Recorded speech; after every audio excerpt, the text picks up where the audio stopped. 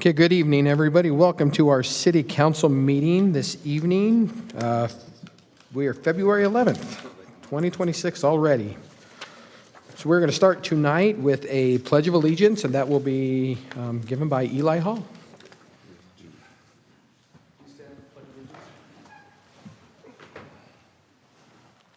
I pledge allegiance to the flag of the United States of America and to the republic for which it stands, one nation, under God, indivisible, with liberty and justice for all.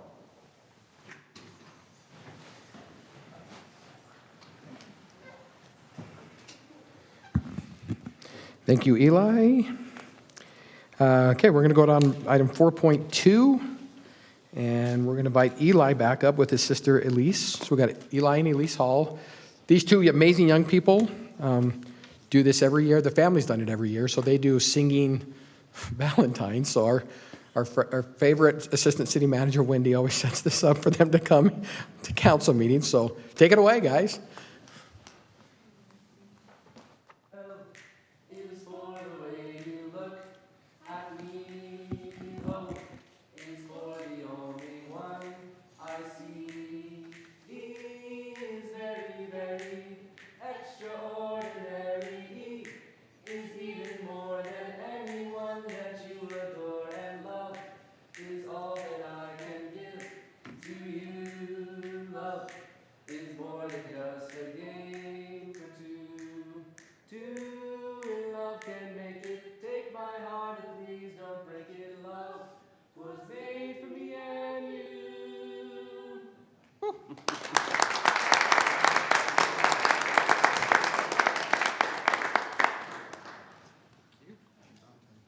Thanks, Eli.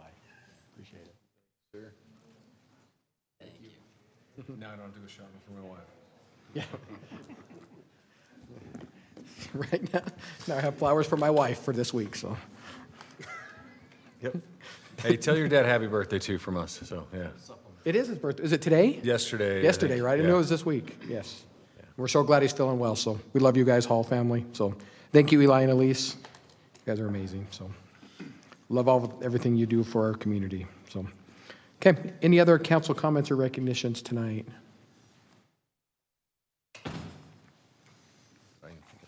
Okay. Seeing none, we will move on to public comment.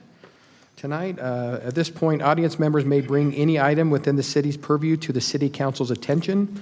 Comments will be limited to 2 minutes. State law prohibits the council from acting on items that do not appear on the agenda. Public comments for this meeting will also be conducted electronically.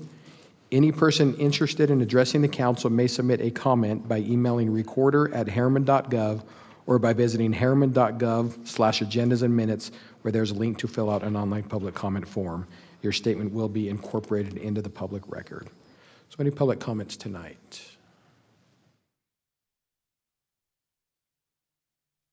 Okay, seeing none, we will go on to item 6. We'll do council reports. We'll start with Jared. I'm not going to go into all the details. Since the beginning of the year, I've had, I think, at least 6 UFA meetings. It's budget season with another meeting first thing tomorrow. I've had 3 phone calls for that just today. Just an insanely busy time of year. I'll get you all up to speed on some of the hard work that I've done this last year and continuing into this year as we continue through the process. We have different committees. Right now we're working through benefits and comp, which is over 80% of a $100 million budget. And then my committee, the finance committee, takes that recommendation and then all the other things to make a recommendation to the board by the end of our process in May. So a lot more to come. So as we work through that and I have some more definite numbers to share with you, I will. Okay, thank you. Teddy. Awesome. Just a quick update announcement. Our Jordan Basin Improvement District Board meeting is moved up to next Tuesday because it's conference season, and our regular scheduled meeting is on that week of conferences. So it's next Tuesday morning at 7 a.m. at the standard location. Okay, thank you, Teddy. Matt. Had the opportunity to attend the Jordan Valley Water Conservancy District board meeting this afternoon. A couple of highlights. Current reservoir storage is about 10% lower as it sits now as it was last year. Expecting runoff to be anywhere from 40 to 60% of normal. That will get firmed up here in the next month as far as what that's going to be. They have some pretty good models that they work with, but it is not going to be pretty. They discussed the importance of high elevation snowpack and how that serves as basically another storage vessel for our water. And we are, again, not going to have the benefit of that this year. That's the last snow that melts, so it's up there being stored for us until late summer when it does and when we need it. And when it becomes late summer here, we're not going to have it. So we are going to be just relying on the reservoir storage that we currently have. District was able to demonstrate that the district's facilities can treat the water from Strawberry Reservoir for drinking purposes. So that's kind of a nice thing. And they're talking about some marketing ideas to basically say that they're going to have fruit water, you know, the tasty kind. So, and then last but not least, they have a goal of removing 1 million square feet of turf this year through their incentive programs. So look for those options to take advantage of that funding to get rid of some of your turf if you are looking to do that. Fantastic. Thank you, Matt. Tara? Nothing this week, thanks. Thank you, Tara. Other than session, what we kind of talked about in the legislative update, I don't have any updates. So we'll move on to item 8. 8.1 we'll go to. Recognition of Sergeant Greg Shaver and Master Officer Chuck Malm by the Brigham City Police Department and Logan City Police Department. So Chief, we'll start with you. Thank you, Mayor. What an honor we have tonight. But I'm not going to ruin it.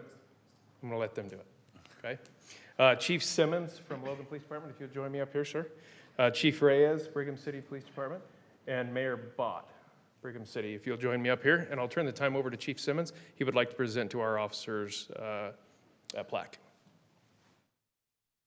Good evening. How are you? We're so grateful to be here. Thank you, Mayor. Thank you, council members, and Chief Carr, all of you. And our thanks is very sincere. As you know, last year, Tremont and PD suffered 2 fatalities when they were shot dead by a suspect. And the funerals are held in Logan.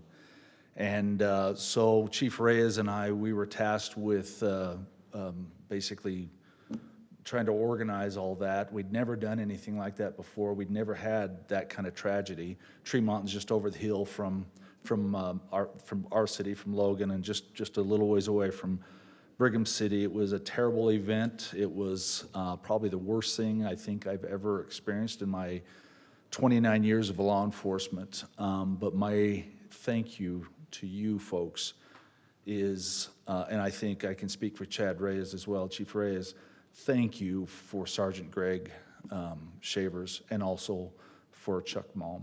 We could not have done that without them.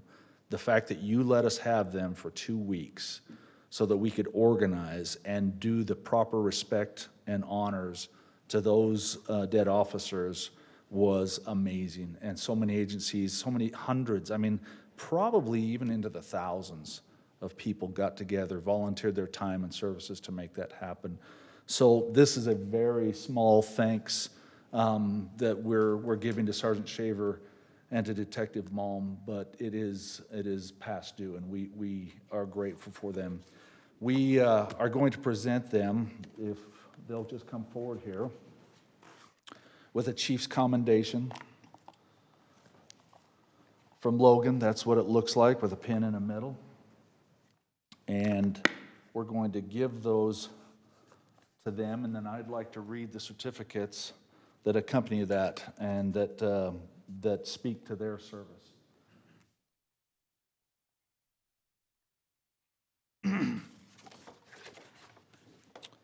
On behalf of the Logan City Police Department and Brigham City Police Department, Chief Jeff Simmons and Chief Chad Reyes hereby present Detective Chuck Malm with the Chief's Commendation Medal and Pin for the exceptional leadership and support demonstrated by him and the Harriman Police Department during the planning and execution of the funeral services for Sergeant Lee Sorensen and Officer Eric Estrada.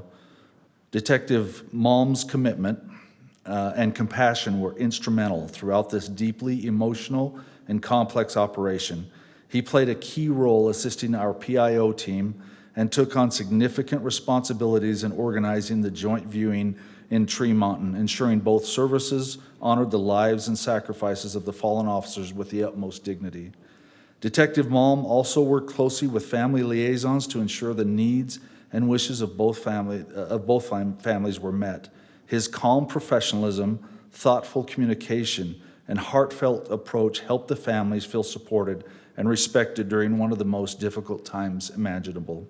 The Logan City Police Department and Brigham City Police Department sincerely thank Detective Chuck Malm and the Harriman Police Department for their partnership, collaboration, and commitment to excellence. His efforts reflect great credit upon himself, his department, and the law enforcement profession as a whole. Thank you, Chuck.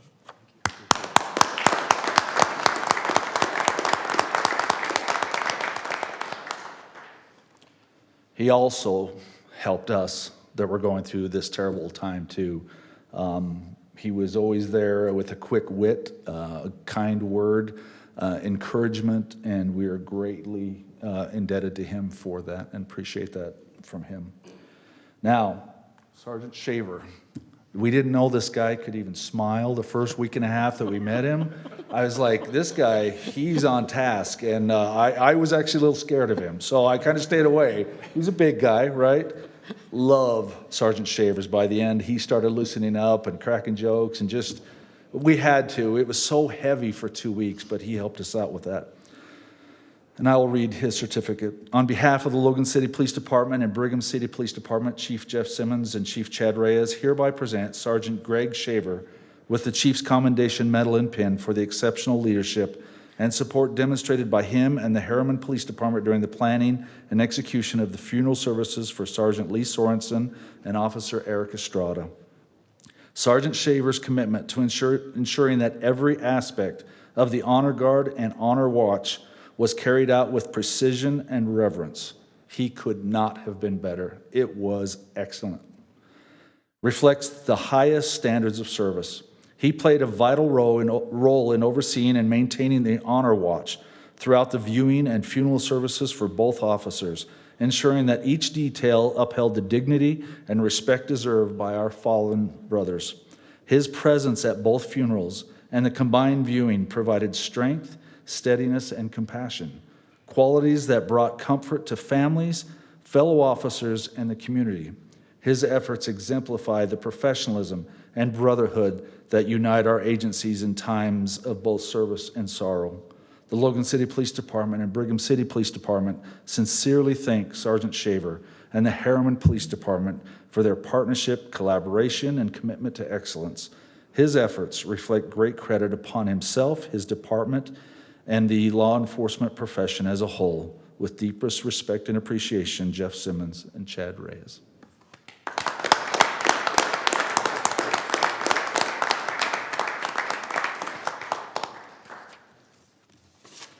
Let's turn the time over to Chief Reyes. Thanks, Mayor and Council. I don't need to take up a lot more of your time because I think Chief Simmons did a really good job at expressing our sincere gratitude. I will say that I'm a little remiss in not recognizing your communications manager, John LaFollette, who was also instrumental in helping us with the PIO duties and managing, as you can imagine, the massive amount of media that we had up there. John spent a lot of time up there as well. And some of you may remember me, some of you may not. I worked here for a short time a while ago, and I'll say that when this tragedy befell us, Chuck and Greg were the first calls that I made. So I knew that I could count on them and rely on them, and I knew what type of work product they would deliver. And so I again, as Chief Simmons says, I echo his gratitude and the sentiments that he expressed, because it was super meaningful for us, and we can't say thank you enough. And sorry, I think Mayor Bott wants to say just a couple words. Not because I'm a politician, because I'm not, but I do have the opportunity and the authority of two former mayors, both Mayor Holmgren and Mayor Bourne of Tremont and Garland City, respectively, send their thanks to Harriman for allowing these officers to come up. There is a tax implication and a monetary implication to the city to allow them to do that. And those two cities, as well as myself with Brigham City, appreciate the help and the support that Harriman, through these officers, gave our city. It's been fun for me, knowing Chad's background down here in Harriman, to see the genealogy of these guys and get to know them. I just by way, proxy of them, by knowing Chad has elevated me as an individual, and I expect or suspect that these three individuals are the same way with your city and your department. So thank you very much on behalf of Brigham City, Tremont, and Garland City. Thank you.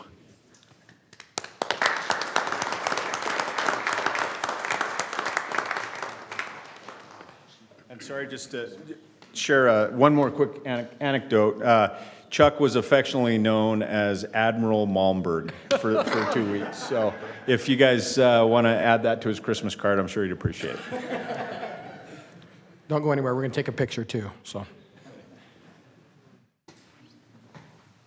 John in the picture.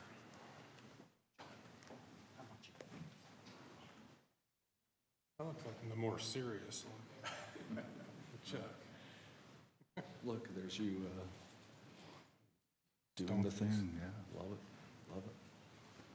You guys are in too. So. Oh, is that all right? Okay. Good to see you. How are you? Not particularly. I can't promise a good picture.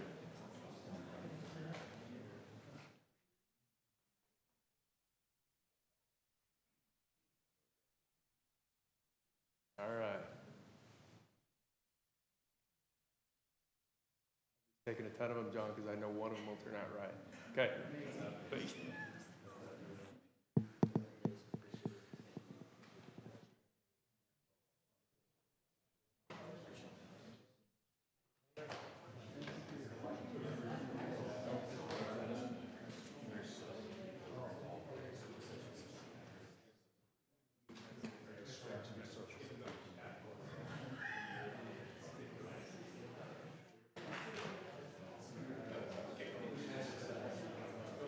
I planned that song just for you.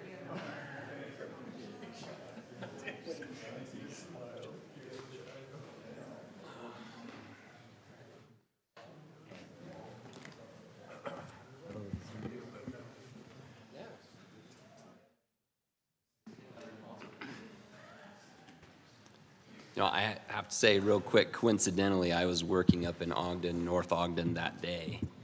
I had no idea that the parade thing was planned. I happened to be driving home, and it was incredible to see all the trucks, fire, police, et cetera, from my entire drive home from North Ogden to Harriman. It just happened.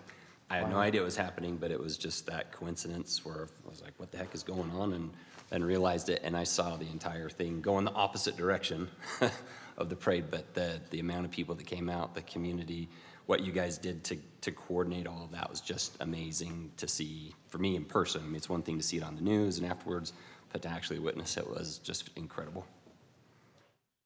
Thank you all for what you do. So, Yes, thank you. thank you.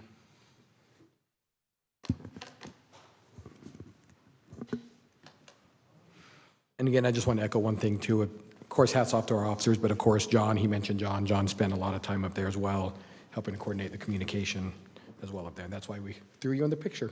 So you get a little recognition for that too. So, okay. Got another recognition tonight. Recognition tonight of Jonathan Bowers receiving an award from the Utah Floodplain and Stormwater Management Association. So we'll start with Blake. Yeah. So I just want to introduce Jonathan a little bit. Everybody knows him, but he's been here since 2014. And so that put a year between when I started here and when he started. And that's when I lost my hair, was that year. And then he started and he lost all his hair. No, no, but anyway, we have Cameron and Mackenzie here from the we call it UFSMA, the Utah Floodplain Managers Association. It's Stormwater, Floodplain and Stormwater Managers Association. UFSMA. So I just want to turn the time over to Cameron to come up and kind of give this little presentation and present Jonathan with this award.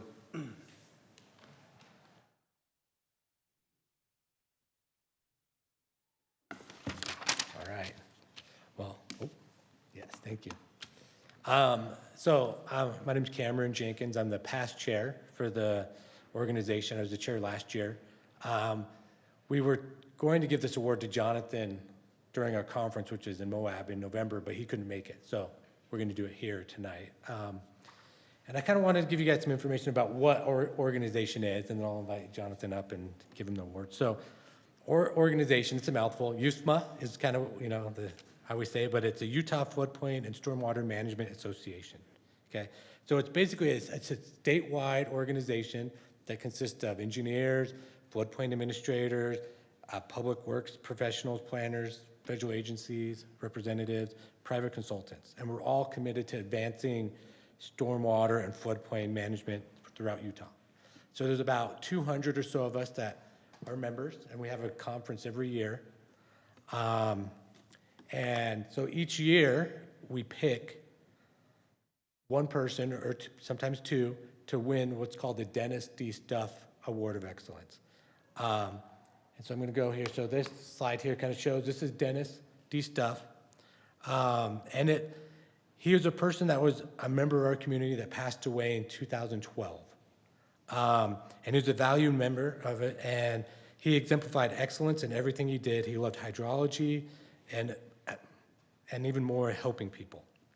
He was a teacher, mentor, and a trusted friend to many of us. And so because of that, we named this award after him to honor his legacy.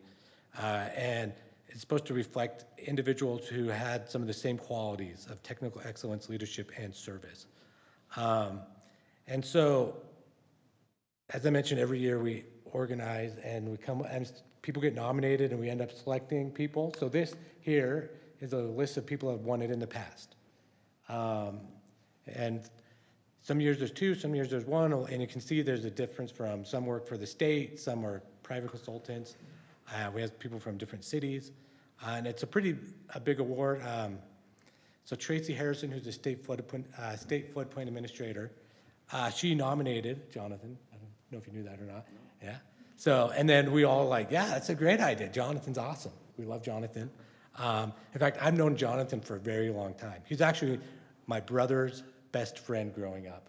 And I actually reached out to my brother. He lives in Texas right now. And I'm like, hey, do you have any good stories that you can tell me, right? And so he started listing these stories off. And I'm like, nope. No, but there's some good ones in there. One time he crashed a car, and yeah, right. And my brother's with him. One time, my brother and him were skiing, and he ended up getting a concussion. And Jonathan's mom got a little upset about my brother not taking care of his son, right? I guess apparently, so we, lived by each other, and there was actually a 6-foot-tall cinder block wall between our neighborhoods. I don't know if you remember this or not, but you guys would walk on top of the wall to cut through the neighborhood so they didn't have to walk all the way around, right? And I remember he was always at our house, always. And he'd always find food, find a marker, write his name on it, and claim it. And then he'd put it in our fridge. It could be ice cream, it could be whatever, and we knew that was his. Yeah. So, yeah, right? Yeah, that's what you do, right? That's what you do. You just go to people's houses and you just steal their food. I don't know. So it's kind of fun that I get to now present this to him. And of course, I don't know, but my dad, he's a civil engineer, right? And so that's kind of, I think, you worked with my dad for a little bit at Ensign, right? Yep. So it's kind of funny. He's an engineer, and I'm an engineer. My brother's an engineer, not far from the tree with my dad. But I'm going to say what Tracy wrote about Jonathan here. And it says, let's see. I want to make sure I'm not jumping ahead. So here's some pictures of Jonathan. And I will say, so you got pictures of his family up here that Blake sent me. And then I did reach out to my brother, as I mentioned, to ask for some pictures, right? And this is the only picture of him graduating that he was willing to share. He's like, this was before the internet. I don't want to, cause too many issues for Jonathan. But all right, so Tracy said, as city engineer and floodplain administrator, Jonathan plays a critical role in protecting the residents of Harriman. His responsibilities include reviewing plans, overseeing development, regulating floodplains, maintaining the city's stormwater management plan to ensure compliance. He's dedicated attention to floodplain management, directly safeguards the community from future flood hazards and helps ensure resilient, responsible growth. Beyond his technical responsibilities, Jonathan is widely respected from his collaborative approach and professionalism. He has established himself as a trusted leader and mentor within Utah's floodplain management community.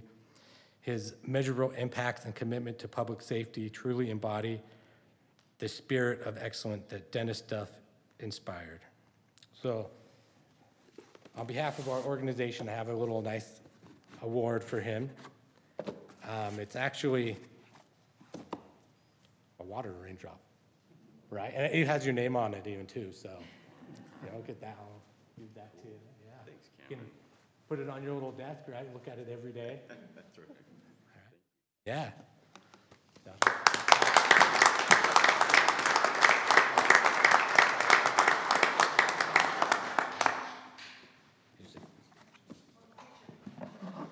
Where do you think you're going?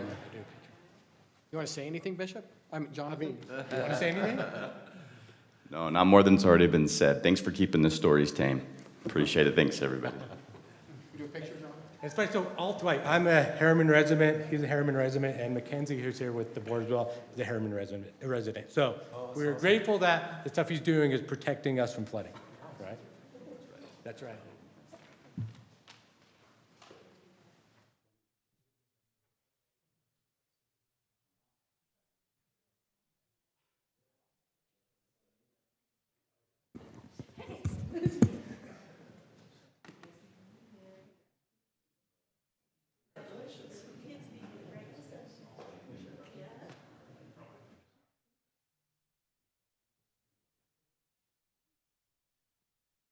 All right.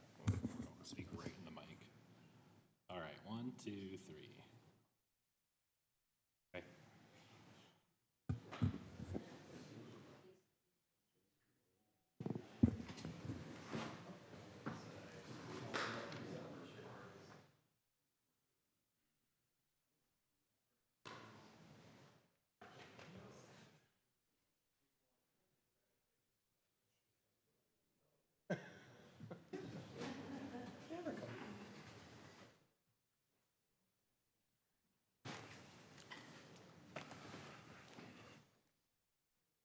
Thank you guys for being here to present that to him, and Jonathan, thank you for all you do. Surely you're an asset to the city, and we appreciate all you do. So.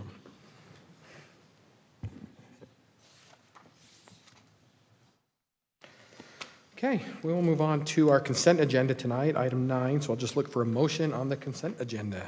Motion to approve the consent agenda as written. Motion by Jared. Second. Second by Teddy. Jared? Yes. Teddy? Yes. Matt? Yes. Tara? Yes. And I'll vote yes, that motion carries. Okay, we'll go to our discussion items for tonight. We'll go to 10.1, consideration to award the construction contract for 6,000 West Road Widening, Phase 1. Bryce?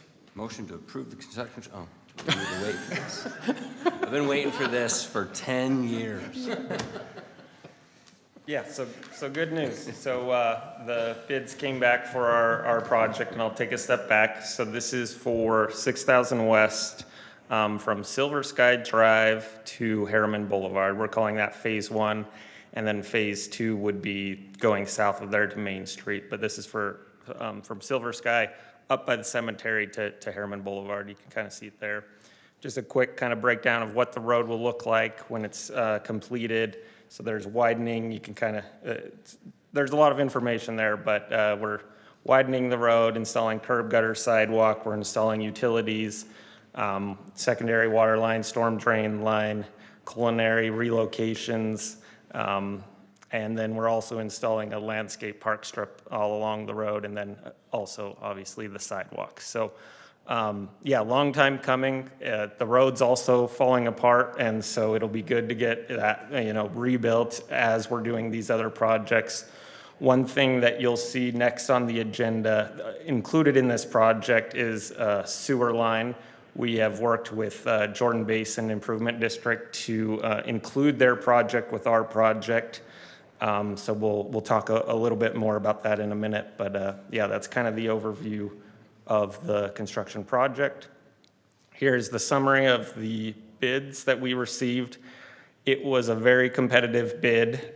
We had a mandatory pre-bid before they submit the bids so that we can, make sure everyone's on the same page. And we actually had 25 contractors show up to that. That is an insane high amount. So there was a lot of interest in this project. And then we received, of those 25, 10 submitted bids. It was a very competitive bid, as you can see, like a list here. 10 bids received. The lowest bid was just over $3 million. The highest bid was just over $5.5 million. And so, yeah, Newman Construction was the low bidder. After doing some due diligence on Newman Construction, we've worked with them in the past, but we also, called their references and checked their other projects, make sure they have the proper licenses and certifications and experience to do the project. Also, because there's a sewer element, working with Jordan Basin to make sure they were comfortable with the contractor as well. We got great recommendations, and our personal experience with them, or the city's experience with them in the past, has been good. So we feel comfortable recommending the construction be awarded to Newman. Construction, before we get there, we'll just break down kind of how we ended up with the budget. Because it was a very competitive bid, this allowed us to stay within our budget goals and what we had projected on budget. So with a reconstruct road, where we're going in and rebuilding a road, installing utilities, there's existing residents all along the road.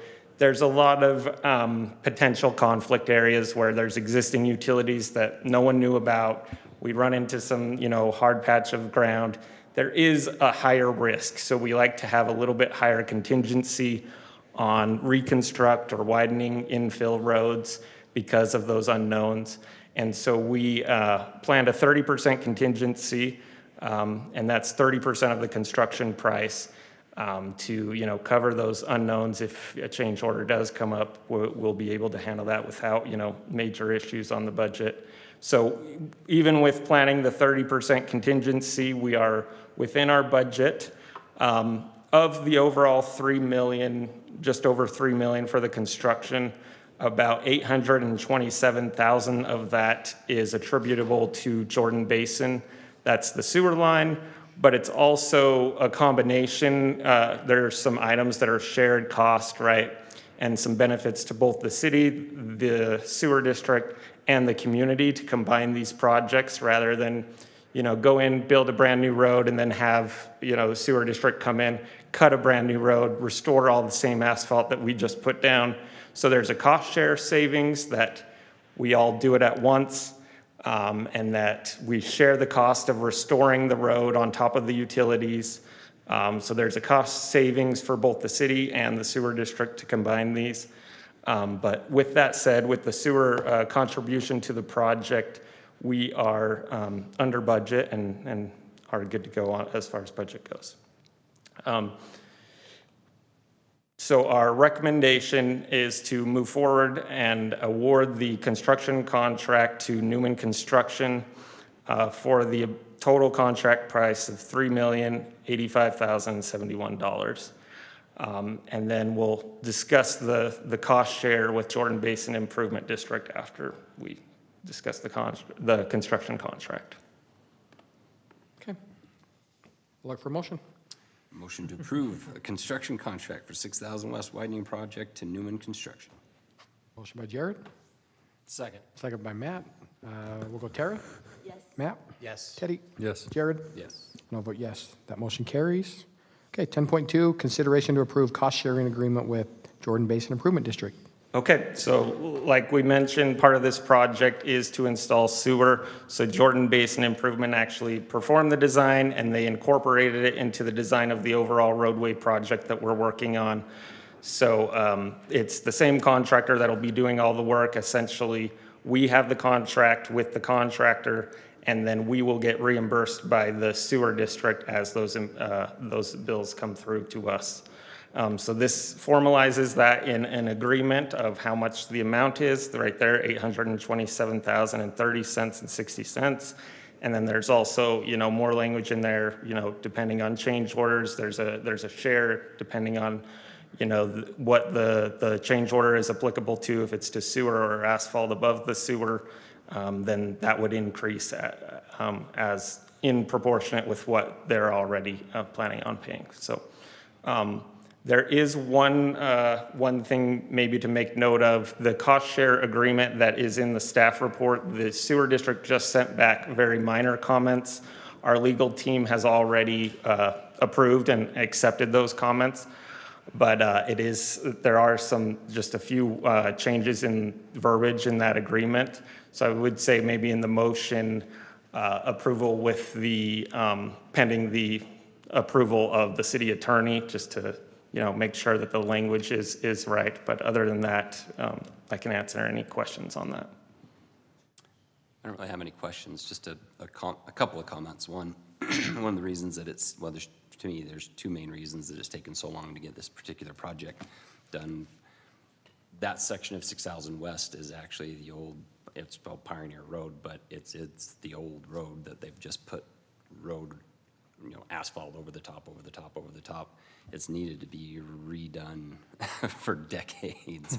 But one of the main reasons it's taken so long, one is for us to get the money to rebuild an old road. We can't use impact fees and new money. It has to be from other sources. And then the second was we knew that the sewer district would be doing their project, and we didn't want to spend the money, put it in, and then have them tear it up again. So it's taken a little bit longer to coordinate that. But I just want to give credit to our management administrative team for putting together the capital projects budget that we're still working through, but this would never have happened if we didn't start that process a few years ago to start putting these things in line and figuring out a way to get them done. So thank you to everybody. I think this is clear fruit of that labor, and as we go through that list, there's so many more to come, but this is just fantastic. So motion to approve resolution number R05-2026, approving a cost share agreement between Harriman City and Jordan Basin Improvement District. Do you want to make the comments about accept it with the approval of The attorney? the attorney's comments? Yeah, what they said. That good, Jackie? Okay, motion by Jared. I'll second. Second by Teddy. Jared? Yes. Teddy? Yes with Matt? comment. Yes. Sarah? Yes. And I'll vote yes. That motion carries. Okay, Can I make a comment? sure. So I know the sewer district's excited about this too, because anytime we can double down on the same project at the same time, it lessens our scope of work to increase that dollar going much farther. So it's very well organized. Love it. Okay. Thank you, everybody. 10.3, review and consider a recommendation to amend Harriman City's official zoning map from A143, single-family agricultural, to A110, single-family agriculture, with a zoning condition limiting the overall density to 2 dwelling units per acre for property located generally at 7411 West High Country Road. Michael. Thank you. And as the council is aware, this is a legislative request that was previously heard by the Planning Commission and forwarded to you for a final decision. And Mr. Duke, the applicant, is here tonight to answer any of your questions if you have any. This is the approximate area of the property. It is off of High Country Road, still in Harriman city limits.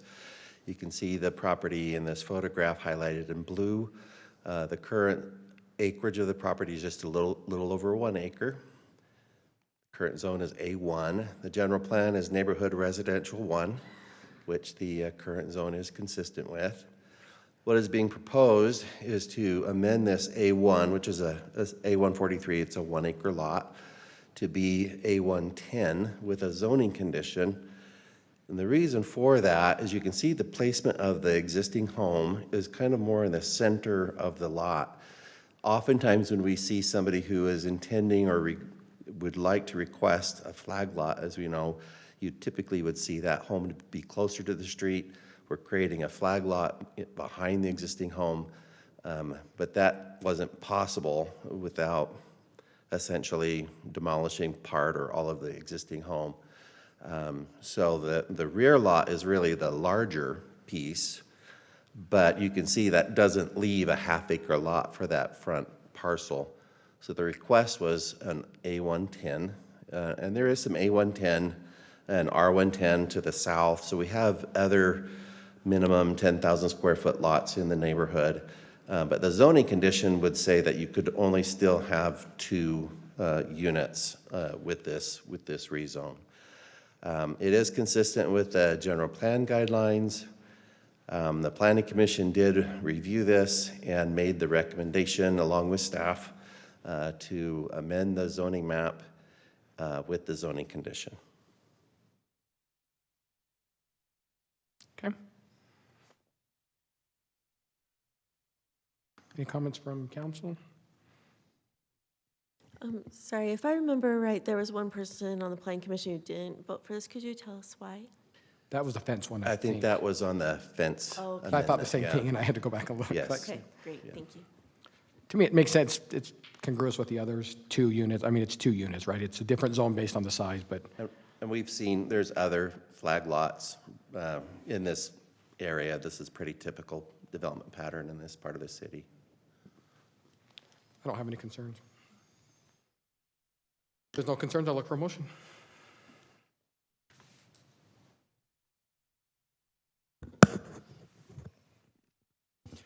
Make a motion to approve ordinance number 2026-03, amending Harriman City zoning map for 1.06 acres of property located at 7411 West High Country Road from A143 agricultural single family to A110 agricultural single family with a zoning condition that would limit development to 2 dwelling units per acre. Perfect. Motion by Matt, I'll second. second by Tara. I'll go Tara. Yes. Matt? Yes. Teddy? Yes. Jared? Yes. And I'll vote yes. That motion carries. Thank you, Mr. Duke, for being here.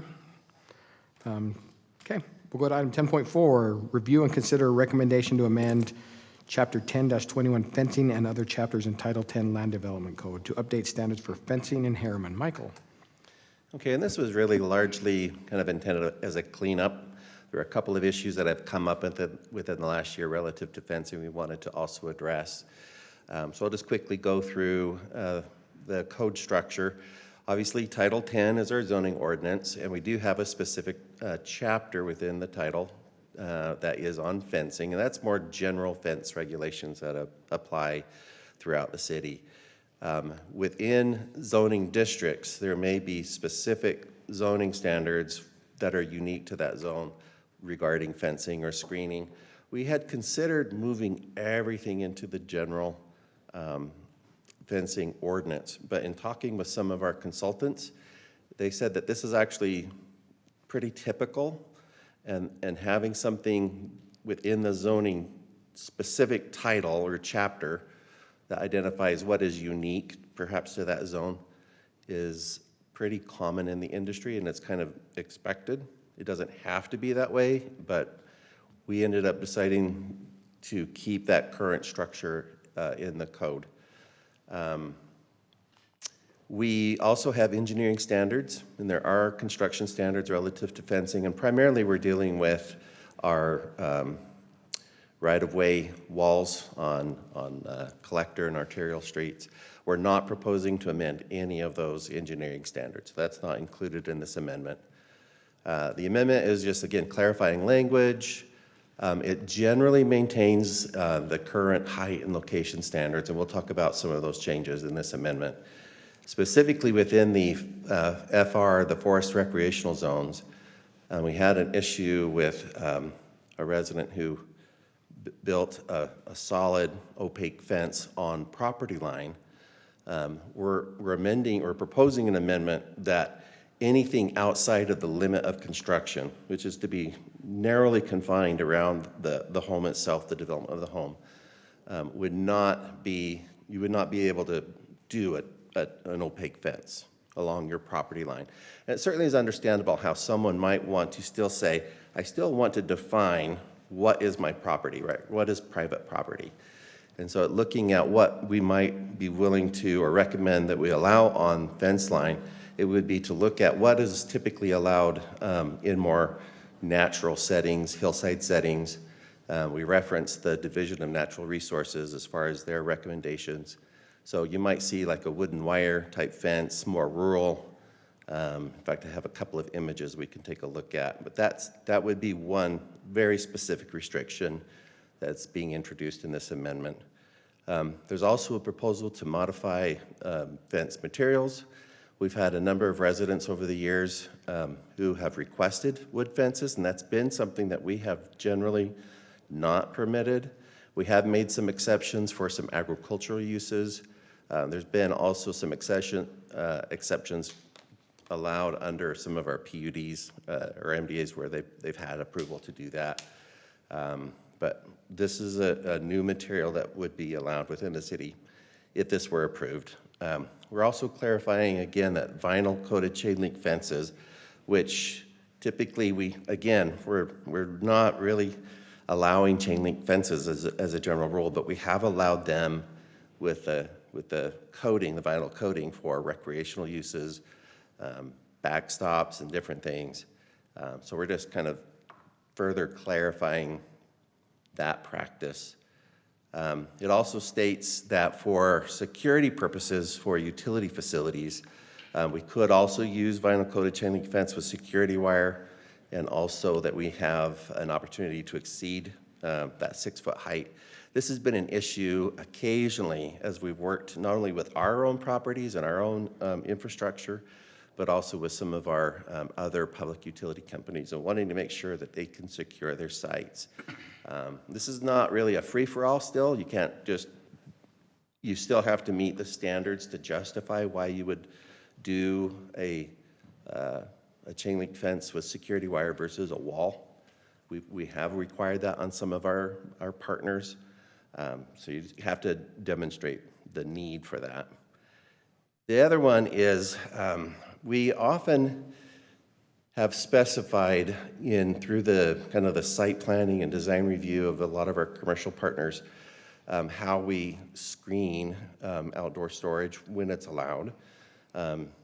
And chain link and vinyl slats is actually permitted in our current code in all of these different zone types, as you can see, including like our mixed use, like here at the city center.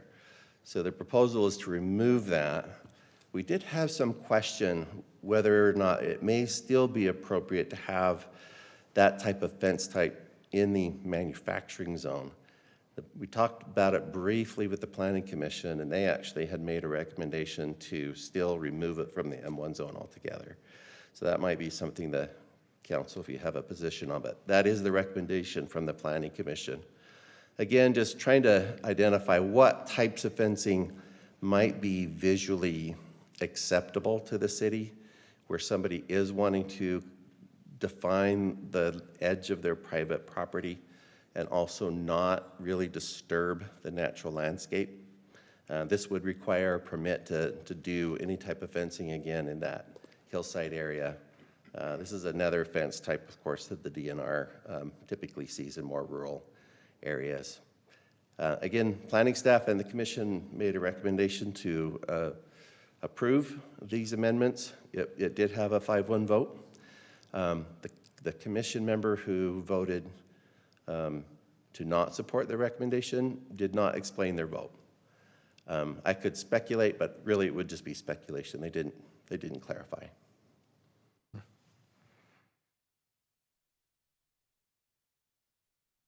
Thoughts from council? What was the reasoning initially why we did not like wood fences, and why, and just generally why the change? That was before my time, but I think it was just generally maintenance.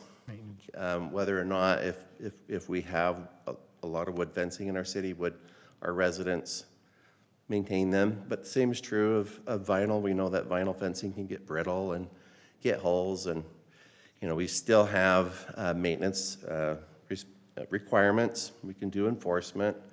But I've taken a lot of calls as like new residents move to the city and they're asking questions about fencing. It is something that's a little more, I think, aggressive as a city to not allow wood, but it has been our choice in the past, and that may be your choice again tonight to not allow wood fencing, but But there has been outreach from the community for wood fencing that they would like to install. And then on the manufacturing side of the vinyl coated chain link, anything you might share with us with regards to the Planning Commission on their discussions there as to? No, it really didn't seem to raise any concern. We had wondered maybe a middle ground might be to say if it were like in the rear of the property or if it wasn't adjacent to another, land use. We haven't really seen that type of fence for our M1 developer in the south end of the city actually prohibited in their own CC&Rs outdoor storage. And so we haven't really had to deal with this, but we are seeing some more interest or activity, of course, and we might see future, flex space or tilt up, construction. I don't know. So it's just, do we want to allow that, or do we want to encourage our developers to do something more significant when they're screening outdoor storage? Michael, it's chain link with vinyl slats. Slats. So not the vinyl coated. Right, yes. With the privacy slats. Yeah. Yes. Like every schoolyard has, almost. Any concerns with this? Thank you for clarifying that. All right, that answers my question. No, I think this is one of those things the city has grown beyond what the original intention was with some of the things you talked about, and Sherry would be very happy. So I'll make a motion to approve ordinance number 2026-04, amending Harriman City Code regarding fencing materials and development requirements affecting all Harriman City zoning districts. Motion by Jared. I'll second. I'll go for it. Second by Tara. We'll give it to Tara. We'll go, okay. Motion by Jared, second by Tara. Tara? Yes. Matt? Yes. Teddy? Yes. Jared? Yes. And I'll vote yes as well. That motion carries. Thank you, Michael. Okay, last item tonight, 10.5, discussion and consideration of procedures for land use applications for areas with limited water delivery capacity. Jonathan. To bring your raindrop up. The award-winning Jonathan Bowers. That's how you should have. Did you bring your award back up with you? Yeah. You should just carry your. Oh, here's some of it. Good evening, Council and Mayor. It's good to be here. You don't really get exciting subjects in the engineering department, but this is rather exciting for us. So we'd like to talk with you about that just a little bit. And of course, for those who, in the staff report, there's a lot more detail there, but I will, of course, do my best to summarize this. But there are areas within the city where there's infrastructure that is either in design or under construction phase to provide capacity to the water system. And so those areas in which they're serving, they're kind of in a, additional infrastructure is imminent, but the capacity is limited. And so the developers within those areas are desiring to move forward with their projects. And so in consultation with staff sitting back and talking about this, where the initial disposition was to perhaps not even accept the application, we sat down and talked about a means to proceed. And that is essentially allowing in the purple and yellow areas, and again, those are areas where water system capacity is limited, but will have additional capacity once that infrastructure is complete. And so the asterisk, I'm going to zoom in on this, of course, so I apologize, it's a little small, but that is that we would accept the land use application for a subdivision and go through the regular process, review it, even approve their drawings and allow them to proceed with construction of their infrastructure. But they would not be allowed to record their plat, pull any permits for units until that water infrastructure is complete. And again, that would be for the yellow and purple areas. And the necessary infrastructure, there's a lot to be, there's a lot under construction right now, but the key items, and I've kind of made a very conceptual sketch of those in blue. On the north end, we have a 2 million gallon water tank as well as a transmission line. And on the south end, we have 2 tanks. Both of them are 2 million gallons and a dual zone pump station to get water into those areas. The one on the south is further under construction, well underway, and then the one on the north, that's under design and in the bidding process. I asked today, it's actually out to bid. The tank is out to bid. The water lines aren't, well, they'll have to be part of U-111. Correct. Because they go in the fill, so we try to put them in ahead of time, they'll just be sitting in the air somehow. So we gotta wait. And I'll clarify and add that Harriman City staff, although very integral in the process of the bidding and construction process, the developers are actually stewarding the process as well as the timeline, and we're doing our best to kind of keep them moving along. So, and again, this map, although I show the key infrastructure, that is not exhaustive to all the improvements that would be needed for each individual property. And that would vary based on the property, but again, these are just the key items. And so the option before you, of course, is the first one, which would be the recommended one, would be to proceed in accordance with that map.